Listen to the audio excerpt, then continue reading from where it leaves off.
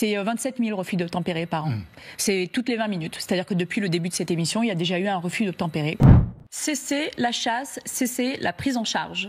Tout policier de voie publique vous dira qu'il a entendu cette phrase de sa salle de commandement sur les ondes. C'est-à-dire qu'à partir du moment où on annonce la prise en charge, notamment dans le cadre d'un rodéo, même dangereux, d'une personne ou d'une voiture, on a prenez la plaque et cessez la chasse. Quand bien même la plaque pourrait être une doublette. Oui, parce que souvent la voiture est volée ou les plaques sont fausses. Pour peu que ce soit volé et pour peu que le conducteur soit pas le propriétaire et que le propriétaire ne veuille pas révéler le nom du conducteur. Donc c'est une phrase très courante. Donc les autorités nationales vous diront toujours non, il n'y a pas d'instruction systémique. C'est vrai, sur le papier, en fait, on pourrait. Mais en réalité, dans la réalité, je vais vous dire ce que les autorités, la hiérarchie vous dira jamais. Il n'y aura pas un syndicat de commissaires qui viendra vous dire oui, en effet, on demande instruction aux effectifs de cesser les prises en charge. Guillaume Chiez acquiesce, donc visiblement. Absolument. C'est un fait parce que l'administration a peur des conséquences, non pas sur l'intégrité des agents, non pas pour les usagers qui malheureusement sont percutés aussi par des deux roues, voire même tués, non, sur les conséquences, violences urbaines, vous le disiez il y a quelques instants. Ou le fait d'avoir, et peut-être aussi des figures qui vont utiliser un fait comme celui-ci en cas de décès des conducteurs. Notamment des figures politiques. Vous savez, les fameuses associations de lutte contre les violences policières, l'extrême gauche, etc. Et donc forcément, pour éviter de leur donner entre guillemets un peu d'eau, eh bien, on demande aux policiers de ne pas faire leur travail. Je vais prendre encore une minute supplémentaire pour un message revendicatif extrêmement important. Le refus d'obtempérer aujourd'hui est condamné, il y a un quantum de peine de 2 ans.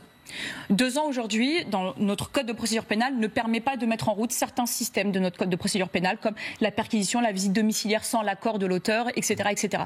Si on fait passer le refus d'obtempérer à 3 ans, on pourra demain parvenir à plus facilement identifier les auteurs de refus d'obtempérer. Je vous explique. Quand on ne peut pas, avec le juge de la liberté et de la détention, mettre en place certaines mesures, comme je vous l'ai dit, il y a les perquisitions pour mettre sous scellé, retrouver les preuves d'une personne qui a commis un refus d'obtempérer.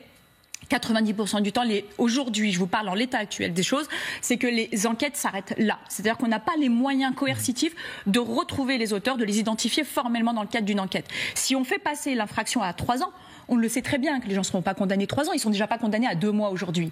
Néanmoins, ça va permettre aux JLD et aux autorités de pouvoir accéder à ces formules dont je vous ai parlé dans le code de procédure pénale, comme la perquisition, d'autres visites domiciliaires imposées sans l'accord de l'auteur. Et du coup, ça permettrait de mieux identifier le refus d'obtempérer, parce que chez ceux qui font des refus d'obtempérer de manière régulière, qui sont en récidive légale, notamment il y a une centaine de personnes par exemple tous les ans qui sont condamnées en récidive légale du refus d'obtempérer. Donc ça veut dire qu'en réalité il y en a beaucoup plus qui en commettent et qui ne sont pas attrapés, qui ne sont pas identifiés. Et bien souvent, les gens qui commettent le refus d'obtempérer ont la certitude qu'ils ne seront pas identifiés parce qu'aujourd'hui nos moyens légaux ne permettent pas d'aller jusqu'au bout de l'enquête. Donc si on devait, je vous remercie de me laisser ces secondes-là et de prendre sur celui de vos invités, passons à 3 ans dans le code pénal pour permettre de mieux identifier. La question c'est la culture du refus d'obtempérer, c'est-à-dire que la plupart des refus d'obtempérer, on le sait, on l'a dit dans les chiffres, ne sont pas accompagnés de cette circonstance aggravante de la mise en danger. Mais néanmoins, ce sont des gens qui ont la culture du refus d'obtempérer, c'est-à-dire une pratique régulière du refus d'obtempérer, notamment ceux qui font des rodéos, à moto ou en voiture.